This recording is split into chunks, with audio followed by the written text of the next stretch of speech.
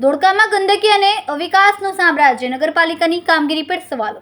ગુજરાતના મહત્વના શહેરો પૈકીના એક એવા ધોળકામાં ધારાસભ્ય કિરીટસિંહ ડાભીના મત વિસ્તાર હાલમાં ગંદકીનું સામ્રાજ્ય જોવા મળી રહ્યું છે, જેના કારણે સ્થાનિક રહેવાસીઓમાં ભારે રોષ છે.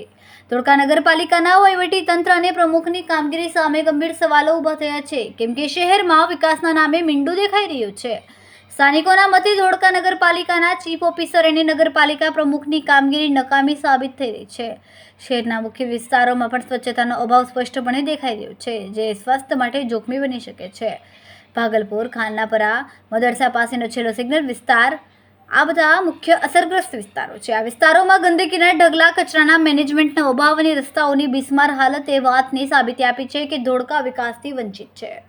સ્થાનિક નાગરિકો વારંવાર રજૂઆતો કરવા છતાં પણ નગરપાલિકા દ્વારા કોઈ નક્કર પગલાં લેવામાં આવ્યા નથી.